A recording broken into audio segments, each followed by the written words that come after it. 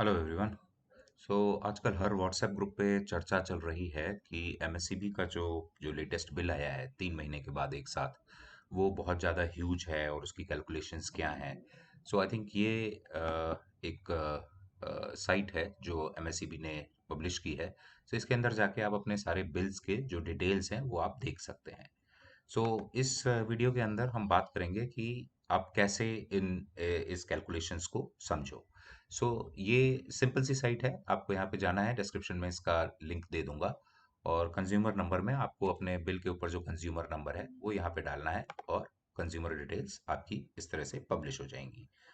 Now for those of us, जो हम में से जो लोग जिनको बहुत ज़्यादा डिटेल्स में नहीं जाना है and they just want to understand कि बिल ठीक है, खराब है, किस मोर और लेस ठीक रेंज में है या नहीं है, तो उनके लिए क्या क्या ऑप्शन हो सकता है। सो ये पहला ऑप्शन है कि आप सबसे पहले इसके सबसे नीचे आ जाएं और देखें कि इसी बीच आपने लास्ट ईयर कितना कितना पेमेंट किया था, कितना यूनिट्स खर्च किया था, और इस बार कितना यूनिट्स खर्च किया है। सो और पिछली बार आपने इन गर्मी के दिनों में, जो कि मार्च अप्रैल मई जून, ये इन 3 महीनों में गर्मी के दिनों में आपका एवरेज बिल कितना आता था। तो फॉर एग्जाम्पल अगर आपका एवरेज बिल आता था 3,000, सो आपका टोटल बिल होना चाहिए था 9,000। तो अभी सिंपल कैलकुलेशन क्या कहती है कि अभी आपने 1,000 के बजाय 1,500 खर्च किया है, मतलब 1.5 गुना वैसे ही हो गया। सो 9,000 से 1.5 गुना मतलब 13,500। और उस 13,500 में चूंकि तकरीबन तकरीबन 15 से 20% टैरिफ बढ़ गई हैं 1 अप्रैल से, सो उस 13,500 में आप एक 15 से 20% और ऐड कर सकते हैं। सो अगेन यहाँ पे आप देखेंगे तो करीब करीब 16,000 के आसपास का बिल आपका हो जाएगा। सो ये आपको रफ कैलकुलेशन दे देगा कि आपका बिल जो है मोर और लेस उसी रेंज में है या नहीं है। सो सिंपल सा कैलकुलेशन है। आपने पिछले तीन तीन महीनों में करीब कितना खर्च किया था, जो कि आपको बिल अमाउंट भी यहाँ से मिल जाएगा एक्चुअली 2019 में। सो फॉर एग्जांपल 3,600, 2,900 और 4,000। तो आप इसको कैलकुलेट करेंगे तो ये आ जाएगा करीब 6,600 और 10,400, 10,000 के आसपास, 10,600 के आसपास। सो 10,600 ये टोटल आपका बिल था। इस 10,600 को ये अभी 16,420, इसको दूसरा करने का तरीका ये है कि आपका जो भी बिल हो, जस्ट उसको इसके प्रोपोर्शनेट में इंक्रीज करके 10 to 15% और ऐड कर दीजिए, आपको ये यूनिट्स मिल जाएंगी कि आपका बिल कितना होना चाहिए। तो ये तो हो गया सिंपल वन। आई थिंक 80% लोगों का प्रॉब्लम यहाँ पे सॉल्व हो जाएगा कि वो सही है या गलत है। अब आते हैं दूसरी बात पे कि जो थोड़ा डिटेल में इसको देखना चाहते हैं कि एक्चुअली ये बिल कैसे कैलकुलेट हुआ है। सो उसके लिए समझते हैं इसको। तो पहली बात तो 31 मार्च तक एक टैरिफ थी और उसके बाद से ये टैरिफ बदल गई है। सो ये आपके नए मतलब स्लैब्स वही हैं, लेकिन ये आपके नए चार्जेस हैं। सो इसके अंदर अब इन्होंने क्या किया है कि पहले अप्रैल मई और जून को, अप्रैल और मई में इन्होंने 278 यूनिट आपके पुराने इसके हिसाब से इन्होंने एक यूनिट ले ली है। इसका एक्चुअली कोई बहुत ज्यादा वैल्यू नहीं है, वो मैं आपको बाद में बताऊंगा। अल्टीमेटली ये जो जून में जो इन्होंने सारी वैल्यूज कैलकुलेट कर ली हैं एक साथ, सो एक्चुअली आपकी यूनिट्स 1,517 ही है। 1,517 प्लस 278 प्लस 278 ऐसा नहीं है, आपका सिर्फ 1,517 है। अब ये 1,517 यूनिट्स को इन्होंने दिया है कि ये बिल पीरियड कितने का है। सो 3.07 का ये आपका फिक्स चार्ज है। ये एनर्जी चार्ज है जो बाद में डिटेल करेंगे। ये व्हीलिंग चार्ज जो आई थिंक पहले 1.24 पर यूनिट था, अब शायद 1.4 समथिंग यूनिट है, वो कर दिया है। प्लस ये 16% की ड्यूटी है। और ये इन्होंने पिछले बिल से मतलब ये इन्होंने वापस इसको निगेट किया है। वो बाद में समझेंगे कि ये क्या है। लेकिन सो बेसिकली आपका बिल जो है वो 11,352 जो ये आया, प्लस ये जो 4,000 जो निगेट नहीं किया, अगर आप उसे ऐड कर लेंगे तो ये आपका टोटल बिल हो जाएगा इसका। अब इसको देखते हैं कि ये 11,667 जिसके ऊपर सबसे ज्यादा कंफ्यूजन है कि ये कैलकुलेट कैसे हुआ।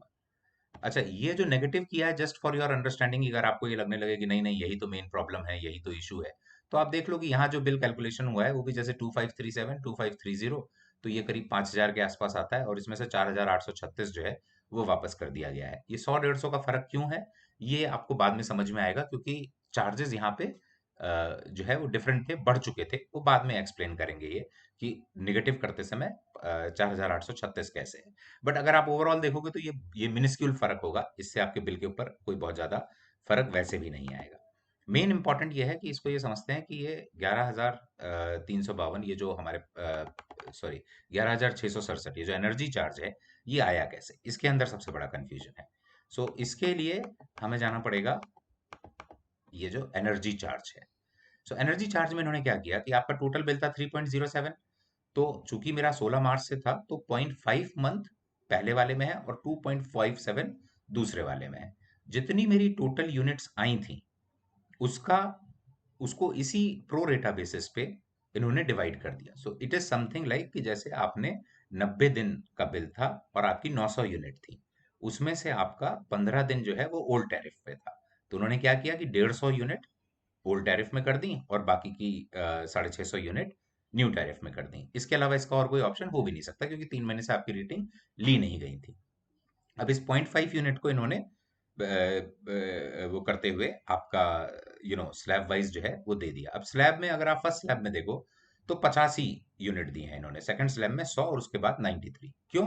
क्योंकि एक्चुअली में एक महीने में 100 यूनिट आती हैं फर्स्ट स्लैब में। अगर आप वापस जाके देखो तो जो स्लैब्स होते हैं वो 0 to 100, 101 to 300, 300 to 500 and 500 to 1000। सो इसमें 0 to 100 आनी चाहिए थी, लेकिन चूंकि 0.5 मंथ का ही बिल है वो, तो इसलिए उसमें सिर्फ 50 यूनिट्स आपको फर्स्ट स्लैब में दी गई, सेकंड स्लैब में 100 और उसके बाद वाली थर्ड स्लैब में। सेम चीज दूसरा बिल आया 1 अप्रैल से, सो बाकी सारा 1 अप्रैल में आ गया। सो ये हो गया 2.57, और इसके अंदर जो यूनिट्स जो इन्होंने बची वो प्रो रेटा बेसिस पे, जो मेरी जो 1517 यूनिट्स थी उनको 243 इधर और 1274 इधर में डिवाइड कर दिया। इधर पे भी फर्स्ट स्लैब का वही क्वेश्चन है, क्योंकि काफी लोगों को ये कंफ्यूजन है कि सारा बिल एक ही महीने से कर दिया तो हमारी जो कम स्लैब वाली जो जो यूनिट्स हैं उनका प्रॉब्लम है। सो ऐसा नहीं है, क्योंकि 0 to 100 जो आपको मिलना चाहिए था महीने का, चूंकि आपका 2.57 मंथ्स का बिल है तो उन्होंने पूरा 257 का स्लैब कर दिया है, जो यूनिट्स आपको 3.46 के ही रेट से पड़ रही हैं। इसी तरह दूसरे में इन्होंने 514 का स्लैब कर दिया है, जो आपको 7.43 पे पड़ रही है, और बाकी बची हुई थर्ड स्लैब में जो आपको ये कॉस्ट पड़ रही है, और इस तरह से कैलकुलेट होके ये आता है 11,667। उसके बाद ये सेम व्हीलिंग चार्जेस और फ्यूल एडजस्टमेंट एडजस्टमेंट चार्जेस जो अप्रैल तक होते थे अब नहीं है, अब व्हीलिंग चार्जेस बढ़ गए हैं और उसी के अंदर ले लिया होगा, प्लस 16% ड्यूटी, ये सब इन्होंने बाकी का कैलकुलेशन किया है। और ये बाकी का कैलकुलेशन करने के बाद फिर आपको टोटल यहाँ पे मिल जाता है एवरेज बिल एडजस्टमेंट। ये इन्होंने अप्रैल और मई का जो फिर जो जो इन्होंने चार्जेस निकाले, so this is where they are calculating 2433 year, 2403 year, ये आपका एग्जैक्ट कैलकुलेशन के बाद आया। और ये 4836 है जो कि आपके लास्ट बिल से निगेट कर दिया गया। सो मैं क्यों कह रहा था कि इन दोनों को अगर आपको नहीं देखना है एक साथ, तो आपको आसान क्या पड़ेगा कि अगर आप ये मान के चलो कि अप्रैल और मई ठीक है, मैं कुछ ये यूनिट्स कर ही नहीं रहा, जून में जाता हूँ, 1517 यूनिट है, 1517 यूनिट का टोटल बिल कितना है? तो टोटल बिल इज ये जो 11,352 और प्लस 4836, ये जो इसने जो हटाया है इसको हटाइए मत, ये जो है आपका टोटल बिल इसी के आसपास आएगा। और ये अगर इस कैलकुलेशन में फिट बैठ रहा है, इस वाली कैलकुलेशन में, तो आपका बिल का कैलकुलेशन सही है। होपफुली दिस वुड हेल्प, लोगों को हेल्प करेगा बिल को अंडरस्टैंड करने में। अगर और कोई क्वेश्चन है तो प्लीज मुझे कमेंट के थ्रू बताइए। Thank you very much.